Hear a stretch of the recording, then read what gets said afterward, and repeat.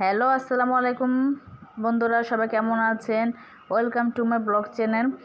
তো আজকে আমাদের সিলিন্ডার শেষ বা সিলিন্ডার শেষ, তো এখন তো রান্না করে খেতে হবে। তার জন্য আমার শাশুড়ি মা ঘর থেকে যাওয়ার আগে আমাকে এইভাবে লার্কি চুলা ধরিয়ে দিয়ে গেছে বা মাটির চুলা ধরিয়ে দিয়ে গেছে আমাকে রান্না করার জন্য। তো সচরাচর আমার শাশুড়ি রান্না করে, তো আজ আমাকে দিয়ে গিয়েছে। তো যে কথা সেই কাজ, বসে পড়লাম কিছু রান্না করার জন্য। এখানে একটা ভাজি করব, কহি ভাজিটা আমি কহিটা আগে সিদ্ধ করে নিয়েছিলাম। তারপরে এখানে পেঁয়াজ, তারপরে ডিম দিয়ে দিয়েছি। তারপর ডিম দেওয়ার পর একটু নাড়াচাড়া দিয়ে আমি কহিটা দিয়ে দিচ্ছি, সিদ্ধ করা কহিটা। তারপর নাড়াচাড়া দিয়ে এভাবে একটু ভাজা ভাজা করে নেব। তো নাড়াচাড়া দিয়ে ভাজা ভাজা করার পরে আমি একটু আদা রসুন বাটা দিয়েছিলাম। তারপর দিয়ে দিলাম একটু হলুদের গুঁড়ো।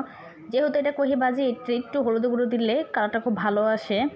তো এখানে আমি একটু কালারটি একটু অন্যরকম দেখা যাচ্ছে, কারণ আমি একটু এখানে ধোয়াটা বা সকালের যে ইয়েটা ছিল, তো ওইটার জন্য একটু একটু হালকা হালকা দেখা যাচ্ছে। বাট যখন এটা রান্না করছিলাম তখন এটা একটু সবুজ সবুজই ছিল। তো এখানে আমি একদম ভালো করে ভাজা ভাজা করে নিচ্ছি কহিটা। যেহেতু কহিটার সাথে একটা ডিম দেওয়া হয়েছে, তার জন্য যত ভাজা ভাজা হবে কহি ভাজিটা তত টেস্টে লাগবে। তো দিয়ে দিলাম কতগুলো কাঁচামরিচগুলো দিয়ে আবার একটু সুন্দর করে নেড়ে চেড়ে ভাজিটা উল্টে পাল্টে নেব। তো সকাল সকাল এখানে বসে রান্না করতে আসলে একটা মজা লাগছিল, কারণ চারদিক থেকে পশু পাখির একটা আওয়াজ হচ্ছিল, যে এখানে পাখির ডাক। তারপরে এখানে ছিল অনেক পাখির কিচিরমিচির ডাক। তো অনেক সকালবেলা, তো এখানে অনেক সুন্দর একটা আবহাওয়া। তো এখানে বারান্দা বসে রান্না করতে খুব ভালোই লাগছিল। তো একদম শেষমেশ ভাজিটা হয়ে গেছে, আমি একটু ভাজিটা বেরিয়ে নিচ্ছি। এই যে দেখাচ্ছি ভাজিটা কেমন হয়েছে, খুব সুন্দর হয়েছিল ভাজিটা, এবং খেতে খুব মজা হয়েছিল, যেহেতু আমরা দুপুরে খাওয়া দাওয়া করেছিলাম, এমনকি অনেক ভালো লেগেছিল। তারপর কয়টা ধুয়েটি আবার বসিয়ে দিলাম। এখন আমি এটা রান্না করবো, একটা চিকেন মানে মুরগির মাংস রান্না করব। তো এখানে আমি আগেই চিকেনটা ম্যারিনেট করে রেখেছিলাম। তো এক এক করে এখানে মুরগির মাংসগুলো দিয়ে দিচ্ছি। মুরগির মাংসটা আমি আজকে একটু ভুনা করবো, সবসময় আমার আলু দিয়ে খাই।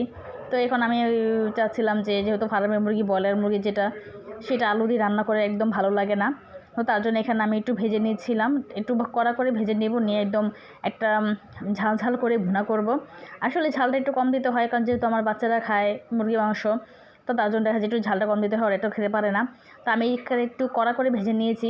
একটু কড়া করে ভেজে নিলে মুরগির যে ব্রয়লার সেই গন্ধটা আসে না। তো কিছু তেল দিয়ে দিয়েছি, তেলের ভিতরে এখানে একদম 2 মুঠ পেঁয়াজ দিয়ে দিয়েছি, যেটা একটু ভুনা করবো, এই জন্য পেস্ট বেশি দিয়ে দিচ্ছি। তারপর দিয়ে দিচ্ছি লবণ। তারপর দিয়েছি আমি একটু আদা রসুন পেস্ট। আদা রসুনের সাথে এখানে জিরা বাটা ছিল, তো একসাথে আমি দিয়ে দিচ্ছি, যেহেতু আমি একসাথে করে ফেলে রাখি। তো এখানে হলুদ মরিচ সব দিয়েই সুন্দর করে কষিয়ে নিচ্ছি।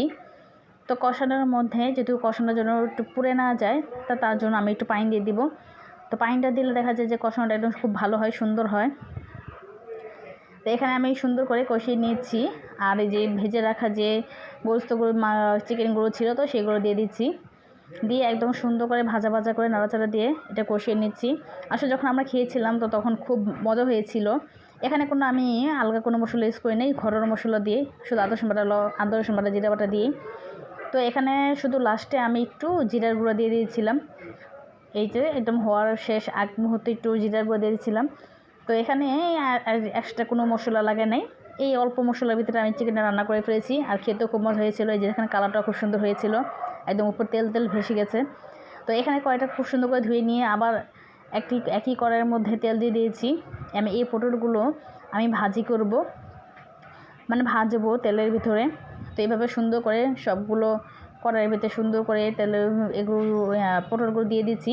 আমি একটু চারপাশে তেল দিয়ে ছড়িয়ে নিচ্ছি, কারণ যদি পটলগুলো যদি লেগে না যায়, এই জন্য।